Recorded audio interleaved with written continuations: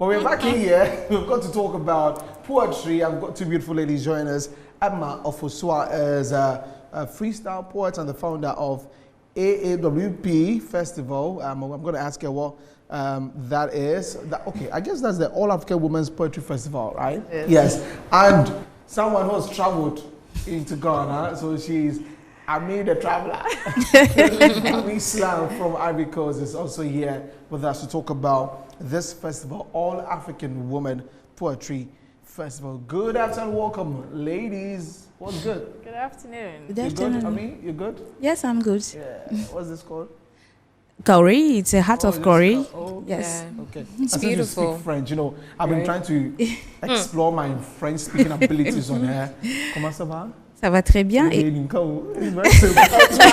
This is the only thing that you know in French. Right? Anyway, let's get into the conversation. Emma, Yes. AAWP, when did you birth this idea? From what experience did you decide that I've got to do this AAWP? Right. Thank you very much, Desmond. So AAWPF is the All African Women Poetry Festival. Okay. The idea was birthed somewhere in 2018, and then in 2019 we decided to start and launch it out. But yeah, life was lifing. So yeah, it had to take a while for us to actually get back to the drawing board. And this year, so it's taken us 3 years in planning, preparing, putting ourselves together to come to this point. And I had been talking to her from 2019 to get her over. So we've been virtual friends for 3 years, and finally we get to see the festival come to life, and I'm pretty much excited about it. So you've been planning that for a while. What were the challenges really?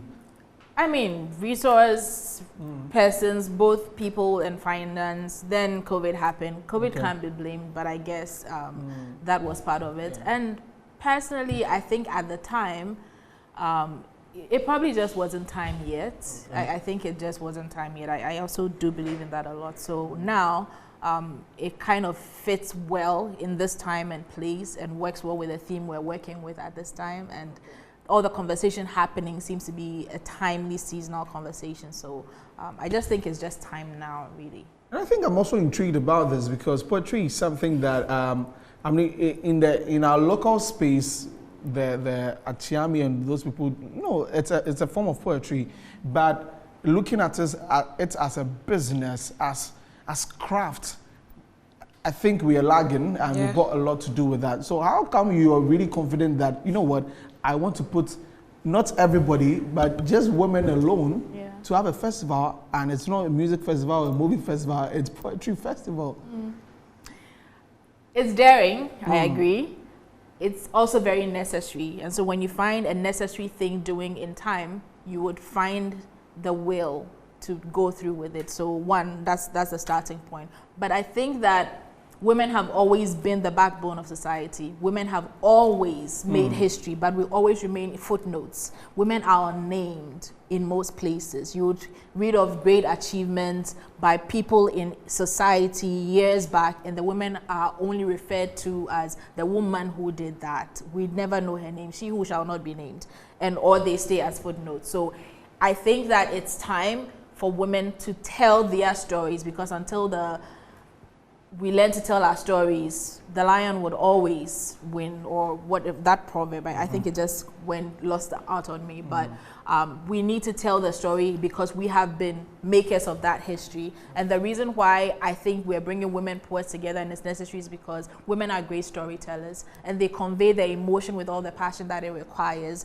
If you listen to a woman convey an idea, you are able to sense all the elements within which they are narrating a particular tale. And so it's also a necessary voice to be heard in this time. And the final thing is because we need to be able to let people know that poetry can be viable, poetry is necessary, and it's a powerful tool that we do not have to relegate to the background. At best, it is the cell of every craft, every art skill we know today. Music is poetry with rhythm to it. Rap is poetry. Even movies, really, is script. The foundation of every art form we see is poetry. And so we need to engage such a powerful tool, and I think we're doing that with this festival. Great, and it's a women festival, and I like how it's all women. And I'm like, this is very representative. So it's women doing the telling of the story. Men are welcome to listen and to attend and to support, but we want women to tell the stories. Yes. And so far, would we say that poetry in Ghana, the poetry industry, does it have the necessary attention that it's supposed to get? Does it have it now? It's starting. The conversations have started, and I think poets have taken the initiative to put ourselves together, hence the institution of the Poetry Association of Ghana. So this is in collaboration with the Poetry Association of Ghana, which was also instituted, I think, in 2019. And so gradually we are putting together a united front so we can have the necessary conversations to gain or garner the needed attention. So it's a growing process. We will get there eventually, but I think starting is the most important in it. So we are getting there, and it's getting the attention day by day. Well, Ami the Traveler, tell us your story, your poetry story. Wow, I think that I have the same path like Emma, because she started like everyone in offices, and this is my story too. I studied business law, and after that I decided to use my passion for poetry, and I am like a lot of women in Africa.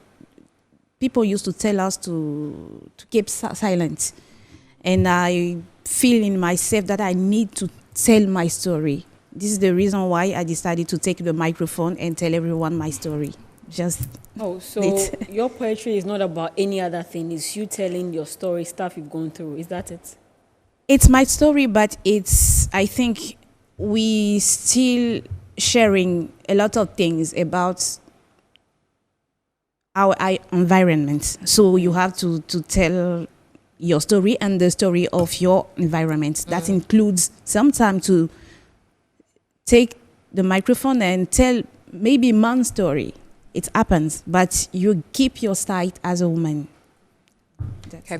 Emma, on the day of the festival, I want to see how the lineup is going to be like. I mean, are we all going to hear poetry and all that? How is it going to be exciting for the viewers or those that will attend? It's been exciting so far. Poetry really is putting language to our shared human experiences. So it is not going to be boring for everybody. As long as you've lived, you would enjoy this, because everything we're talking about touches on something that resonates with you.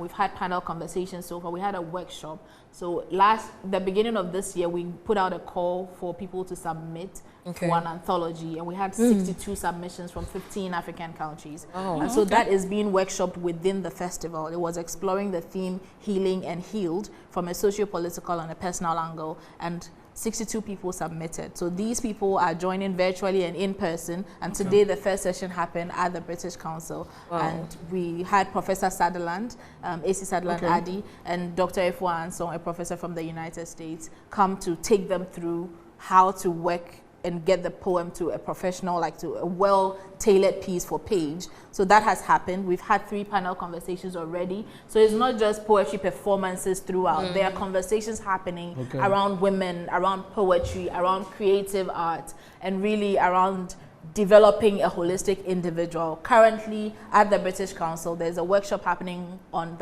finding the person called me. And so that's also happening. We have about 19 events programmed within a 4-day period. So there's something for everybody.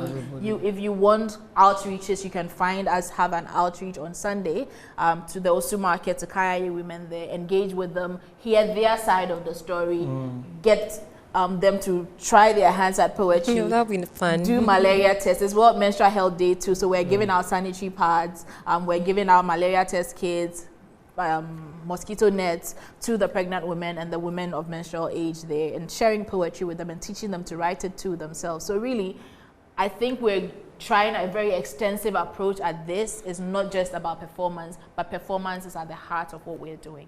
So it started? It started. It started today. The opening ceremony is at 6:30 this evening at the Art Africa Gallery on Oxford Street, opposite the ShopRite, above the Fidelity Bank building. Oh, okay. I've seen it. You've seen the place. Yeah. But Ami, what is your poetic style like? You talk about love, you know. Yes, I talk about love. I talk about everything in life. When people ask me, what is your inspiration, I just say life, because in life you find everything. So you find love, you find our tears, but I used to talk about what I'm feeling as a woman.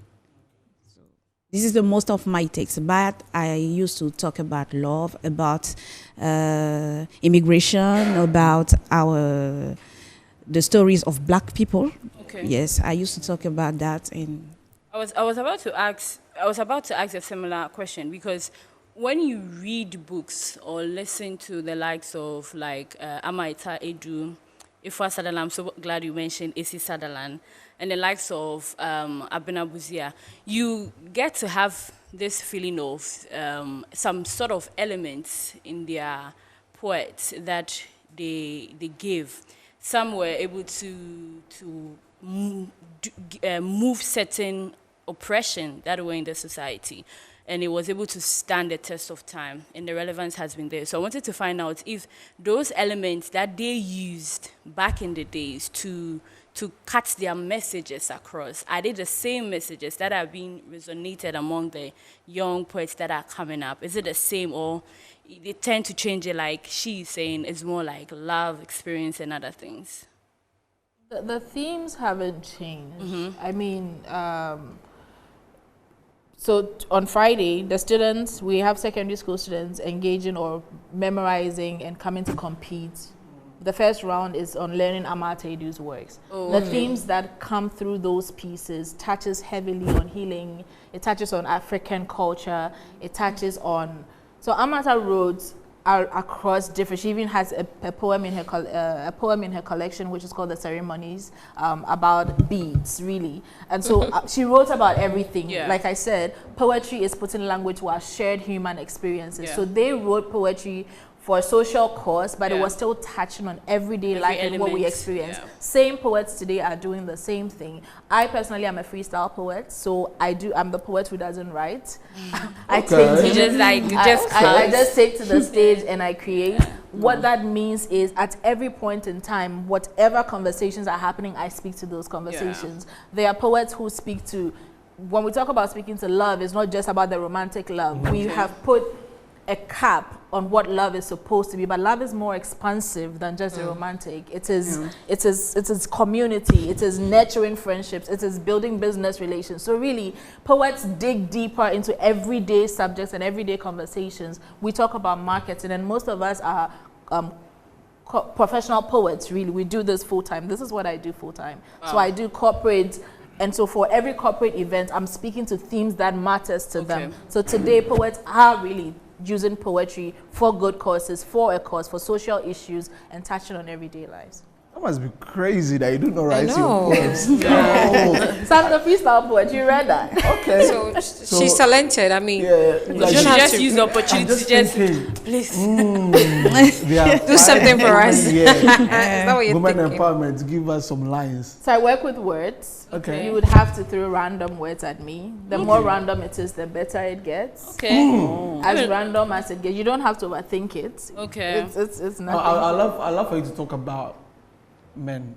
Okay. Why men? We are talking women. Wait. I am saying that because, like, you know, that it will be a cliche that we talk about women. So let it be the other way. I talk about Masculinity. how, I'm talking about how men also struggle and people don't even think about it. Do you guys struggle? We do not talk to anybody. They just don't talk about We it. don't talk about it, and that is what the problem is. So, Okay, so we need 3 more. So we'll work with men. We'll take it as a word. Masculinity. Okay. Throw in something random. Very random. Why you don't talking Random. about Random. this? A color, a shade. Why don't you talking Anything. about that? Yellow. Music. Blue. Okay. Or music. Yeah, blue. So we'll work with men. We'll work with blue. We'll work with masculinity. And we'll work with music.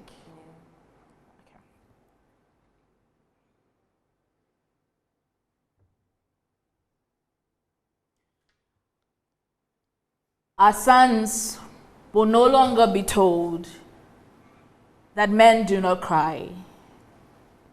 Our sons will no longer be fed on proverbs that make them swallow their tongue on bright daylight. Our sons will be boys. They will grow to be men. They will nurture the very spirit of masculinity, but from a source that feeds on vulnerableness, on being open, on crying, on shedding tears, on carrying heavy weights, walking on stilettos in broad daylight. But our sons will come home as full-grown men from battlefields, from the marketplaces, from the boardrooms, and they will sit with your daughters and play pilolo in the park with your sons and play football on the fields with their daughters. The roles will no longer be defined, they will be switched. Music will be the very expression given to the actions they render on the daily. Our sons will be men. Men who are made to cry. Men who are told they are strong, not because they held their tears, but because they let it flow. Our sons will live long. They will live long because they would feed their very souls, and they will heal too. Because we would have put in all the work to nurture our women, to teach them to grow sons that are boys, that live every day and do not hold back, because society says, Bemensu. Hey! Have you? Well, I have 3 questions. 3 questions. How? Before you get to the house, like, how many books have you read? When you get to the house, about to sleep, how many books do you read before you sleep? Yes, read a lot too. How often? Like, how often do you read? Every day. Okay. If you're in awe, I'm in awe too. I think that I've always been a reader. I grew up a quiet child. So I was always the child in the classroom at the back, curled up with a book in hand. I was always the one who walks the streets with a book in hand. Until adulthood and life started lifing, and I don't read as much. But what happens is, this is a gift I am nurturing. So it is not, even though I read largely or widely, it is not so much about that than nurturing the spirit within. But I have a huge library in my room. Wow. My room is very small, but my library is the biggest part of my room. Wow. And my bed is in just one corner. I just love words, but I think more than reading or putting in a lot of that, it is really nurturing the person me. No, have you tried any audition to act? No, because you are able to move. Oh no, you can get one of Uncle Ebo's scripts and we'll see what happens. She'll do magic. But you know what? This is just crazy. This is amazing. I wish we could have continued a lot, but we got times on our side. There's absolutely. But you're going to title that "Our Men." Wow. There you go. I recorded it. So the thing about it is, you should give it back to me, because I don't remember a thing I said. I recorded it. I recorded everything. So it will be inspired by Desmond Okreko. All right, so ladies and gentlemen, All African Women Poetry Festival started today, running through to the weekend, right? To the 28th. To the 28th. That's Sunday. So please make sure that you pass by OFOSUA and be part of this amazing event. I mean, all like British Council and Arts Africa. Okay. So just make your way there. Of course, you can catch them on social media. At AAWP Festival. Okay. I mean. Yes. Glad you came. The French, I'll teach you later. Why later? Let's take a break, right? Welcome to Tuesday.